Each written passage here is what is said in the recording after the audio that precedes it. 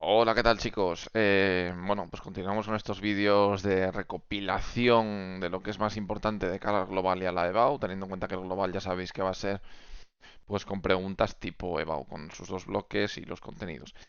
En estos vídeos ya sabéis que estamos pasando el primer bloque, en el vídeo anterior os había comentado que era lo más interesante del bloque uno o sea, del tema uno y del tema 10, algunas definiciones. Aparte os estoy elaborando un documento con todos los puntos, definiciones que debéis saberos y que os colgaré cuando termine estos vídeos, ¿vale? En el que vais a tener todos los temas con los puntos más importantes, definiciones más importantes, conceptos, cosas que han caído en negrita, lo que ha caído varios años, por lo que puede ser más interesante. Bueno, este vídeo es del tema 2, del tema de tectónica de placas, que en el libro pues comienza en la página, pues, no me acuerdo cuál, 14, ¿vale? Bueno, vamos a ir pasando una vez más rápidamente porque no voy a volver a explicarlo todo, simplemente, bueno, pues parándome en aquello que considero que pueda ser más interesante. Pues bueno, por ejemplo, pues fijaros en la composición química de la Tierra, pues bueno, pues por saber un poco, pues evidentemente esto va a ser muy importante, métodos de estudio de la Tierra, el método sísmico, pues sí, conceptualmente, ¿para qué sirve? Para descubrir las discontinuidades de la Tierra, las profundidades, de qué está hecho, ¿no? Con las ondas que se utilizaron, las P y ondas S, pues estas dos diapositivas sí pueden ser relativamente interesantes, pese a que en la EBAU pues no se ha visto nunca ninguna pregunta acerca del método sísmico y de las ondas, pero esto, bueno, podría entrar, que no haya entrado en los 8 exámenes que hay, no quiere decir que en el noveno, que es el que os toca a vosotros, no vaya a entrar algo. Otro tipo de métodos indirectos, pues sí que lo veo menos importante. Yo me iría ya directamente a el modelo geoquímico y el modelo geodinámico. Solo por recordar rápidamente, acordaos que el modelo geoquímico era aquel que dividía las capas de la Tierra en función de su composición química, siendo el modelo geodinámico el que las dividía por el comportamiento mecánico o por el comportamiento físico, es decir, por si eran rígidos, más fluidos o menos fluidos. En cuanto al modelo geoquímico, recordar rapidísimamente que estaba dividido en corteza, manto y núcleo, que la corteza teníamos de dos tipos, oceánica y continental. Aquí sí, ojo, pregunta de Bau, un año, las diferencias entre los tipos de corteza. Ya sabéis, pues por ejemplo, nos pedían cuatro diferencias, creo que era. Si os dais cuenta, es muy fácil de sacarlas. Vamos a repasar. La corteza continental está compuesta fundamentalmente de granito, mientras que la oceánica de basalto. La corteza continental es más gruesa que la corteza oceánica. Ya sabéis que en torno a unos 7 kilómetros de profundidad en la oceánica y unos 70 kilómetros de profundidad en la continental, podemos decir que la oceánica es más densa, en torno a 3 gramos partido centímetro cúbico, ¿no? Que la... bueno, lo tenemos aquí. Que la continental queda entre 2,7 y 2,8 gramos partido centímetro cúbico. Y bueno, pues la edad, por ejemplo, ¿no? Que la corteza continental es más antigua, por aquello de que no se subduce. Lo veremos más adelante de tectónica de placas. Pues podría tener hasta 3.800 millones de años en las zonas, pues como por ejemplo en el escudo de Sudáfrica. Y bueno, la corteza oceánica que en ningún caso superaba los 200 millones de años, ¿no? En los extremos, en las partes más alejadas de las dorsales oceánicas. Pero bueno, esto ya lo veremos un poquito más adelante. Estas serían un poco las diferencias. Se preguntó esto en la EBAU y es una cosa que yo creo que sabéis, porque aparte es muy importante de cara, voy a bajar un poquito la persiana, de cara a la dinámica de la tectónica de placas. O sea que esto lo conocéis, chicos, bien, bien, bien. Debajo de la corteza y separado por la discontinuidad de Morovic, pues el manto, ¿no? El manto, pues era rico en peridotitas, olivinos y piroxenos, ya sabéis, con una densidad que va aumentando conforme íbamos en la profundidad, de 3,5 a 5,5 por el aumento de la presión, ¿vale? Separando el manto y el núcleo, evidentemente la discontinuidad de Gutenberg a unos 2.900 kilómetros de profundidad, bueno, y que se detectaba por el cambio de velocidad de las ondas P y porque las S dejaban de transmitirse, lo que nos decía que pasábamos al núcleo externo líquido, compuesto fundamentalmente por hierro y níquel y con una densidad ya mucho mayor, 12 gramos partido centímetro cúbico.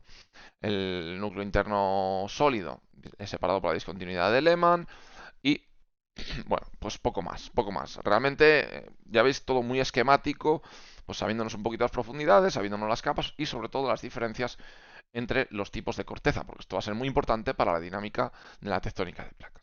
En cuanto al modelo dinámico, ya sabéis, la litosfera, que no es un sinónimo de corteza, sino que es la corteza y algo más, una parte superior del manto, porque la litosfera era literalmente la capa más rígida de la Tierra. Voy recordando un montón de conceptos para que luego vosotros, evidentemente en casa, vayáis repasándolos, haciendo vuestros esquemas, haciendo vuestros resúmenes. Eh, el límite lo teníamos con la astenosfera, que era, como su propio nombre indica, la astenosfera era una capa, no recuerdo ahora el nombre, es... ay, fluido no, se me ha ido lo que quiere decir astenos. Eh, fluido no, era frágil o débil. Bueno, el caso es que puede fluir, ¿no? Es la capa sobre la que fluye la capa rígida, que es la litosfera, ¿vale? En la litosfera, evidentemente, tenemos oceánica continental, al igual que lo que ocurre antes, la continental es más espesa que la oceánica. Tiene capacidad de fluir, está el canal de baja velocidad dentro de él, en la parte superior. La mesosfera, que es lo que abarca desde la astenosfera hasta el nivel D o capa D. El nivel D, que ya sabéis que es donde el nivel o la base del manto donde surgen los penachos térmicos, que serán muy importantes cuando hablemos de los puntos calientes, ¿verdad? Especialmente gruesos en el Bajo África y el Pacífico, ya veremos por qué, cuando hablemos de los puntos calientes. Y la endosfera, que coincide al 100% con lo que es el núcleo, y que tenemos uno que fluye, evidentemente el núcleo externo, o la endosfera exterior, y el núcleo interno que no fluye pues, por el hecho de que es sólido, ¿vale? Bueno, aquí una representación de los ciclos convectivos. Sí que sería interesante saber cómo se producen estos ciclos convectivos, evidentemente por el calor que genera el núcleo interno, por esas reacciones de esa interacción radiactiva que hay aquí, más el calor primigenio de cuando se formó la Tierra, pues dan lugar a unos movimientos en los que el calor va ascendiendo, conforme se va enfriando, pues forma esos ciclos convectivos que serán potenciados pues, por la acción gravitatoria de la Tierra, ¿vale? Un poquito cómo se originan. Aquí voy muy rápido. Tres conceptos clave. Deriva continental, propuesta ya sabéis por Wegener. ¿En qué consiste? No lo voy a decir, porque esto es una cosa que ya la tenéis que saber, y si no, yo sacaría 3-4 puntos muy esquemático. ¿Qué es la deriva continental? ¿Qué propone Wegener? Que no lo sé, me lo saco, me lo busco, libro, un poquito de apuntes, tal. Cuatro cosas de lo que es la deriva continental. Cuatro cosas de lo que dijo, cuatro cosas de cómo lo dijo, ¿vale? Más cosas, cuatro cosas de lo que dijo Hess sobre la expansión del fondo oceánico. ¿Cómo llegó a las conclusiones? La dorsal, esas cordilleras que encontró, el paleomagnetismo a ambos lados de la cordillera, la edad a ambos lados de esa cordillera, de lo que luego llamaremos la dorsal, ¿no? Muy importante, expansión del fondo oceánico y deriva continental. Quiero que tengan muy claro, de manera muy esquemática, qué son las dos cosas y por qué son tan importantes para el desarrollo de la tectónica de placas, para poder enunciarla. Entonces, yo aquí haría enuncio la tectónica de placas porque está sustentada sobre la deriva continental y la expansión del fondo oceánico de Hess. Todo ello muy esquemático con 4 puntos, 3-4 puntos de cada una de estas cuestiones, ¿vale? Y luego, aparte de todo esto, voy a saltarme ahora lo de los bordes de placa. Voy directo al final, ahora vuelvo. ¿Qué añadiría yo? Las pruebas.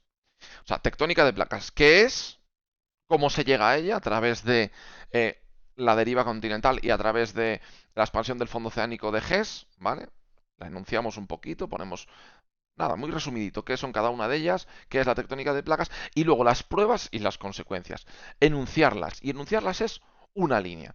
Prueba de sismicidad, pues que los límites de falla, o sea, perdón, en los bordes de placa es donde nos encontramos la mayor sismicidad, ya sabéis.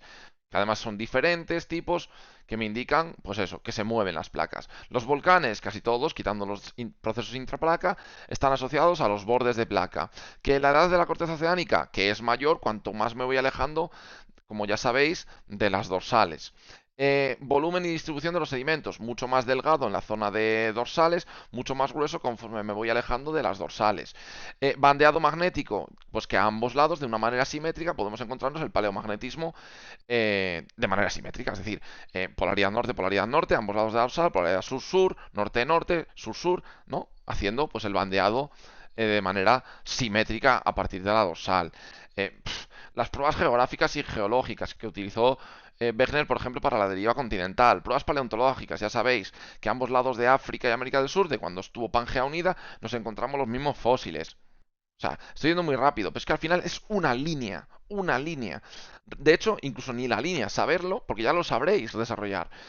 Por la paleogeográfica, hay que saberlo. Pues la coincidencia entre los continentes, como por ejemplo Sudamérica y África. Todo muy, muy, muy esquemático. Es muy importante que sea muy esquemático para poder estudiarlo rápido, ¿vale? Y estas son las pruebas. En cuanto a los consecuencias de la tectónica de placas, que lo teníais en la página del libro 32 y 33, si lo hicisteis en su momento, que espero que sí, tenéis que tenerlo ya resumido vosotros. Pero vuelvo a lo mismo. Consecuencias climáticas, dos líneas. Consecuencias de distribución de rocas, dos líneas. Variaciones en el nivel del mar, dos líneas. Es decir, ¿qué impactos tiene la tectónica de placas en este tipo de consecuencias? Al igual que las pruebas, las consecuencias. Todo esto en una línea. Para que si me lo piden citar o enumerar o enunciar, sea eso. Dos líneas, ¿vale? Muy importante este esquema. Volvemos para atrás, volvemos a los tipos de placa. Bueno, los tipos de placa, chicos, como ya sabíais, podían ser fundamentalmente mixtas u oceánicas, porque decíamos que puramente continentales no existían y los que existían eran microplacas. Hay que saberse unas cuantas porque al final, cuando nos pidan ejemplos, que además es una pregunta tan típica, por ejemplo, los Andes. ¿Qué tipo de orógeno son los Andes? Orógeno térmico. ¿Qué placas lo producen? Pues la subducción de la placa de Nazca sobre la placa sudamericana. Sobre no, por debajo, evidentemente.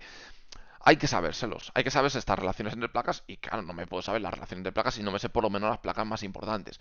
Placa eurasiática, placa norteamericana, placa pacífica, Nazca, antártica, sudamericana, la placa africana, arábiga, índica, la escocesa, ¿no? Placa de Cocos, placa del Mar Caribe, placa de Juan de Fuca y la placa filipina. Y con eso tenemos todas.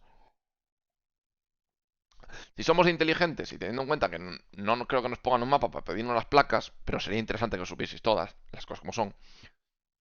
Y vamos a los tres puntos más concretos de la Tierra. Si me van a pedir un orógeno de tipo continental, pues la placa índica con euroasiática, ¿no? El Himalaya. Si me piden un límite oceánico continental, placa de Nazca con sudamericana, es decir, y como formación el orógeno térmico de los Andes.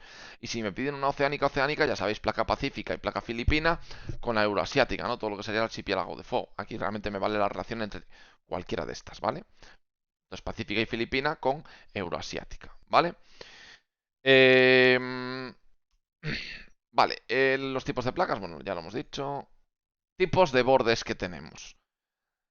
Consejo aquí. Yo aquí empezaría un supercuadro. ¿Vale? Un supercuadro, digo supercuadro porque es un cuadro en el que vais a tener un montón de información muy útil para el examen. Y de este cuadro, si lo hacéis bien, puedo arriesgarme a decir que os va a caer algo en el examen de BAU. Fijo, fijo. Entonces, ¿qué tiene que tener para mí?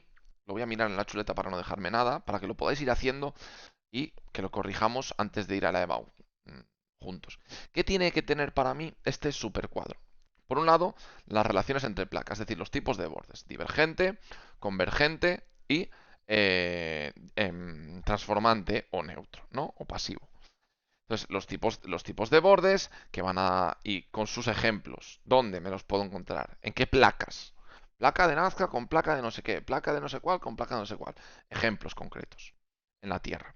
Después de eso, ¿qué pueden generar? ¿Vale?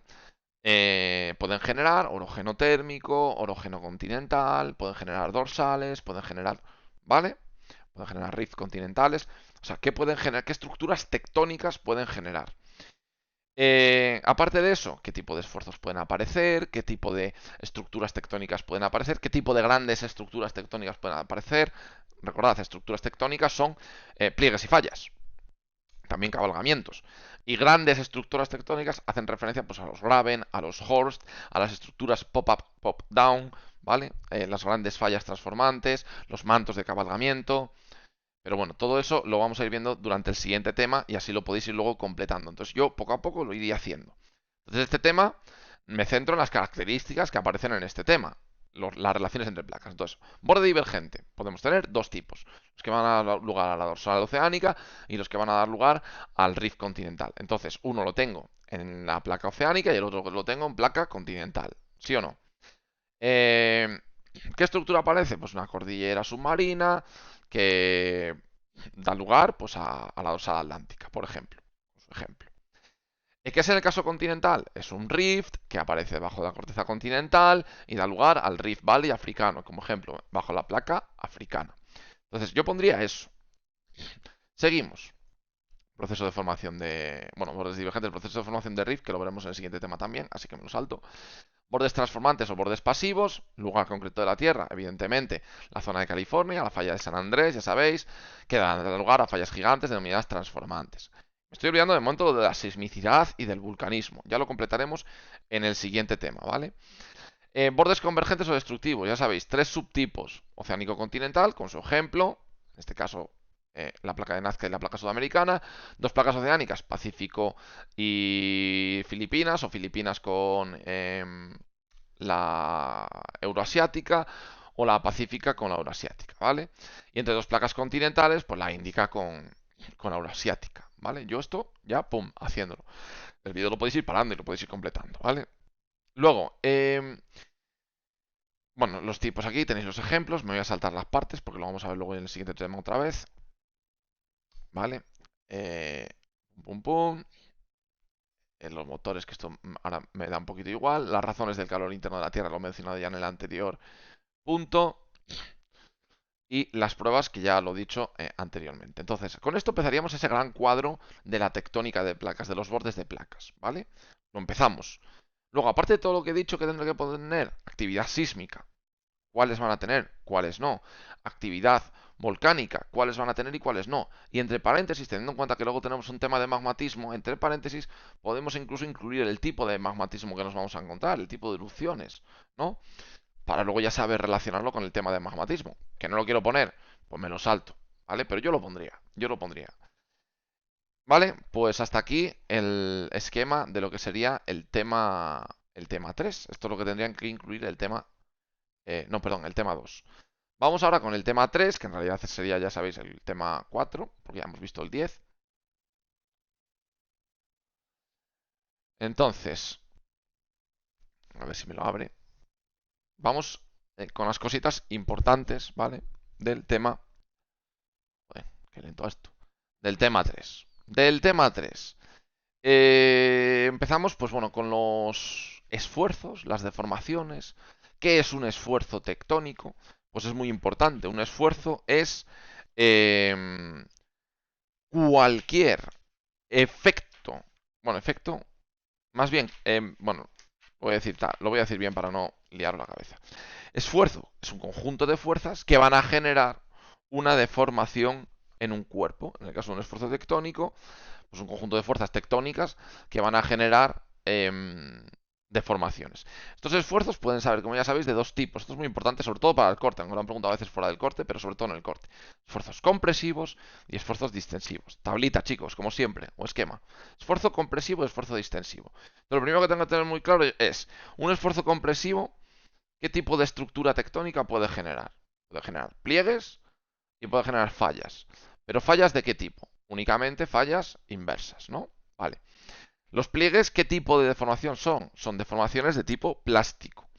Y los pliegues son y las fallas son deformaciones de tipo frágiles, ¿no?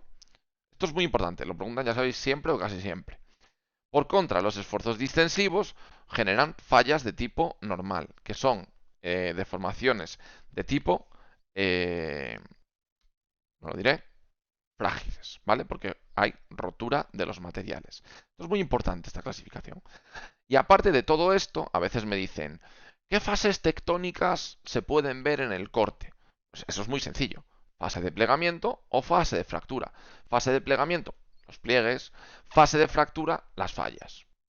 Punto. No hay más.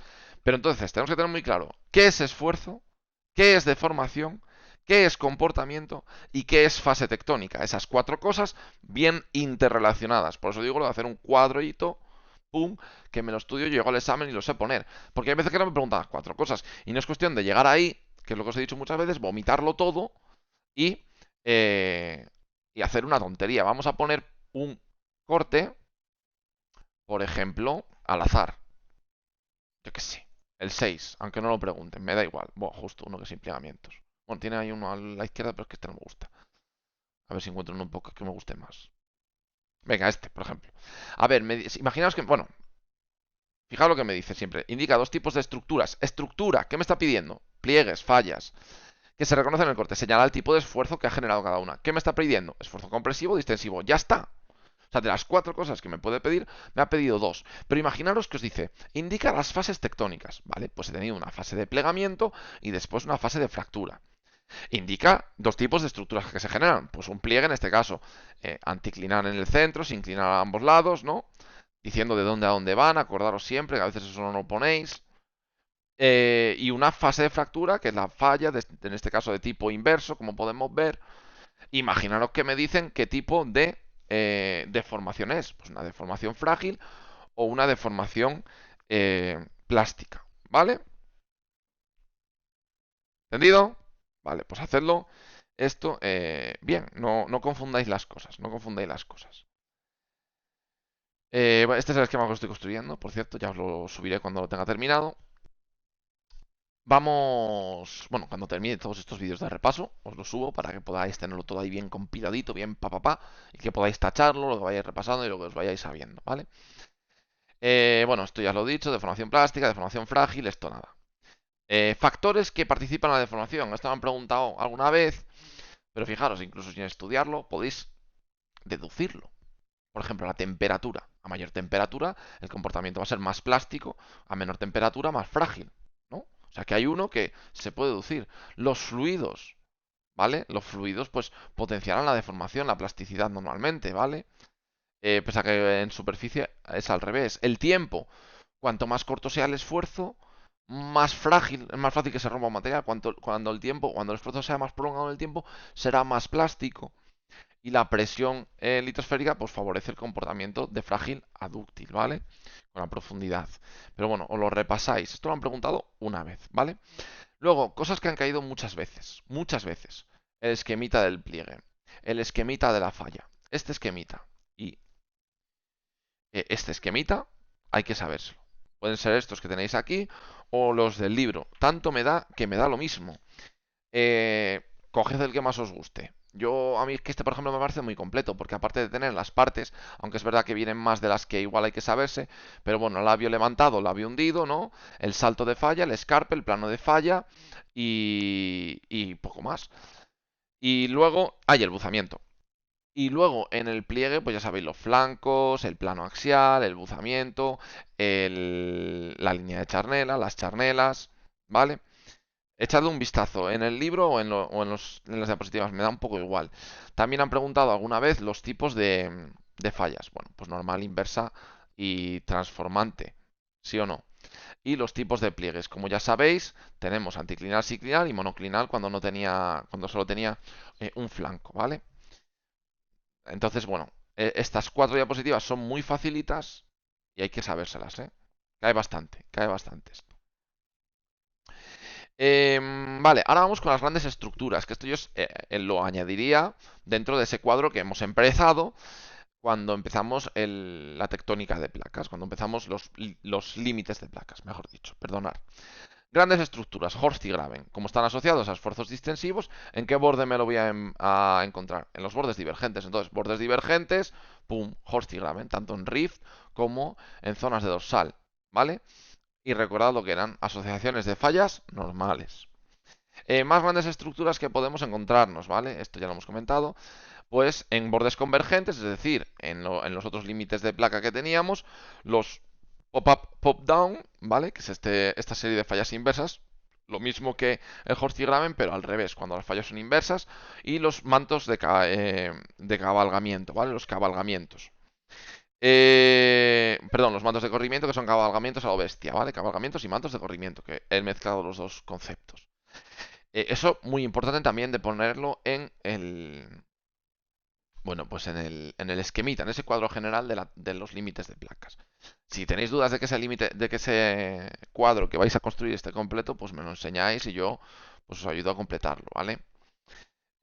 Más cosas que van a aparecer en los bordes pasivos, evidentemente las fallas de dirección o desgarre y cuando son de gran tamaño las llamamos fallas transformantes, como es el caso de la falla de San Andrés, ¿vale? O sea, es decir, a los bordes de placa, con los tipos de placas que teníamos, con las placas concretas implicadas, pues le ponemos las grandes estructuras que están asociadas a esos límites, ¿vale? Del siguiente punto, de la orogénesis, es interesante saberse la orogénesis como concepto, ¿vale? ¿Qué es el proceso de orogénesis? Pues el proceso de formación y regeneración de las montañas y cordilleras asociado a las deformaciones compresivas, a los límites compresivos, lo que va a dar lugar a diferentes tipos de orógenos y de cadenas montañosas, como son los orógenos térmicos o los orógenos continentales. Los niveles del orógeno, pues no me parecen excesivamente importantes, ¿vale? Así que yo esto, si queréis, me lo podría saltar. Partes del orógeno, pues evidentemente, como son las partes de una zona de subducción entre un choque oceánico continental, pues sí que es importante de saber. Vulcanismo, la cordillera que se está formando, el prisma de acreción, el plano de Benioff, ¿no? Y la fusión que ocurre por la subducción de la corteza oceánica bajo la corteza continental, ¿vale? Esto sí es importante, tipos de orógenos. Este sería el siguiente punto del cuadro resumen que estáis haciendo. Orógeno térmico, que irá con la subducción oceánico-continental, orógeno continental y luego los archipiélagos de islas en el caso de el oceánico-oceánico, ¿no? Pues poner los tipos de orógenos que hay y el proceso por el que se forman un poquito resumido y las características que tiene vulcanismo, que tiene alta sismicidad, ya sabéis, y el ejemplo que son los Andes, ¿vale? Que si no lo habéis puesto anteriormente, pues lo ponéis aquí, ¿vale? Orógeno térmico o andino, pues con esas características de sismicidad y esas características de vulcanismo tan importantes. Yo en vulcanismo, como siempre, añadiría el tipo de vulcanismo, tipo de magma que nos vamos a encontrar, intermedio, ácido o básico.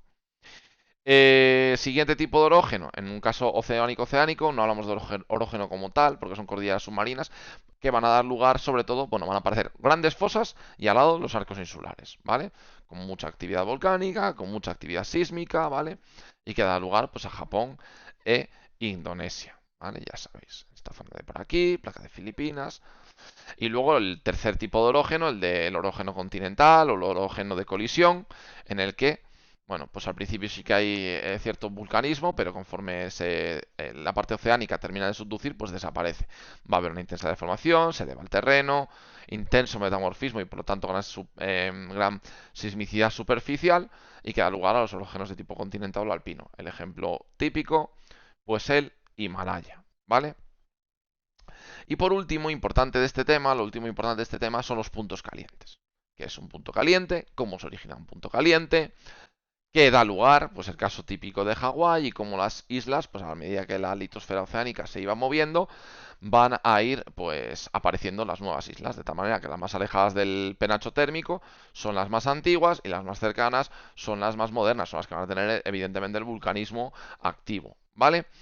Magma de carácter muy básico, que dará lugar, como ya sabéis, a esas erupciones efusivas que veremos en el tema de magmatismo. Como siempre, chicos, relacionad las cosas que vamos viendo, ¿eh? Relacionad todo lo que vamos viendo. Y con esto tendríamos finalizado lo más importante de estos temas, ¿vale? Fijaros en la lista para que la veáis, incluso podéis dar al pause si queréis y así ya la vais viendo. Bueno, pues tema 1, lo que para mí es lo más interesante, tema 10, lo más interesante, en negrita, lo aún más interesante todavía, yo diría que eso es dentro de lo importante, lo fundamental, ¿vale? Tema 2, pues cosas también muy interesantes, y en lo rojo, lo que yo metería en el cual os resumen. Aquí le podéis dar al pause, ya os digo, y elaborad pues esa tabla, porque yo la veo fundamental. Fundamental para la preparación del global y del EBAU, porque de ese cuadro siempre va a haber algo. Siempre va a haber algo de relación entre placas, de tipos de orógenos, de qué características tienen, de dime las placas concretas en este choque. Bueno, pues ya sabéis, de hecho habéis visto, bueno, os lo voy a enseñar, si no habéis visto los exámenes, deberíais verlos, porque es muy importante para haceros una idea de cómo son, pero fijaros, es que les voy a abrir todos y ya veréis cómo rápidamente, si alguno se aburre en el vídeo ahora, pues ahora ya lo puede quitar.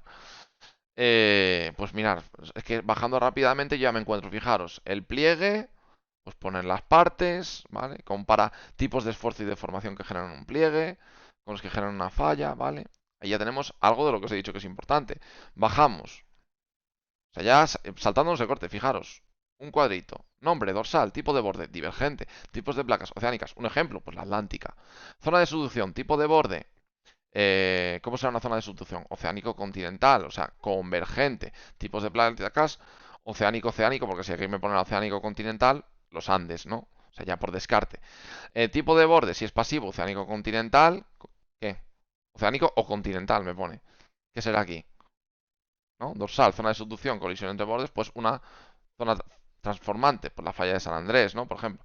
Y tipo de borde, tal. Bueno, explica los hotspot y nombra dos ejemplos. ¿Vale? Pues yo pondría Hawái e Islandia, ¿eh? O sea que Islandia tiene la dorsal, ya sabéis que Canarias, o las Islas de Madeira. Vamos a ver si tiene soluciones aquí. Sí. A ver cuáles pusieron. Eh, y así salimos de dudas. Son por punto caliente. Mirad. Hawái, Cabo Verde, Yellowstone, Canarias. Canarias. Canarias. Bueno. Hawái sí o sí. Y los otros que hemos ido mencionando también estarían bien, ¿eh? Canarias, bueno. Bueno. Bueno. En fin. Más cosas que pueden caer de este tipo, de este estilo. Bueno, ya sabéis, aquí siempre, lo de los procesos, esfuerzos y tal, siempre en el corte. Pero por aquí puede haber algo más. Mirar las partes de una falla inversa en este caso, ¿no? Me dice qué tipo de falla es, explica los otros tipos de falla, describa los elementos, grandes estructuras tectónicas en los grandes estructuras tectónicas, que no estructuras tectónicas. Grandes estructuras son horse, graben, pop-up, pop-down, mantos de, o sea, cabalgamiento, etcétera, ¿vale? Más, para que veáis que no os miento. Yo qué sé, por aquí seguro que hay algo. Explica que es una dorsal. Indica el tipo de borde, que es un riff. Señala que da lugar a su evolución. Pongo un ejemplo. Dos estructuras tectónicas por esfuerzos compresivos. ¿Os dais cuenta? En todos los exámenes que hay algo de estos dos temas que os he dicho. Por ello, el cuadro resumen es muy importante. O sea, fundamental, chicos. Muy bien hecho, muy bien trabajado. Define orógeno, tipos de orógeno. Dos tipos de deformación que aparecen en un orógeno. Cita dos orógenos, indicando a qué tipo pertenece cada uno de ellos. ¿Vale? Fijaros, ¿eh? 3 puntos, ¿eh? Canela, canela en rama, ¿eh? Canela en rama si somos inteligentes, chicos. Y hay que ser inteligentes en esta vida. Fijaros, un borde, ¿no? En este caso oceánico-oceánico. ¿Qué tipo es? ¿Qué representa? Nombra tipos de borde, tal. Por un ejemplo real. En el diagrama se mencionan dos tipos de corteza terrestre. Señala mira, señala las 4 diferencias entre los tipos de corteza. Cita la relación que existe entre la corteza y la litosfera. Vale, echadle un vistazo a los exámenes. Bueno, ya no pongo más porque tampoco quiero aburriros. Esto lo podéis ver en casa tranquilamente. Pero yo lo haría, ¿eh? Y nada, chicos, con esto finalizo el vídeo de lo que considero que es más importante de los temas 2 y 3. Espero subiros mañana, pasado, en estos días, el del 4 y el 5. Adiós. Espero que os sea útil, de verdad, esto.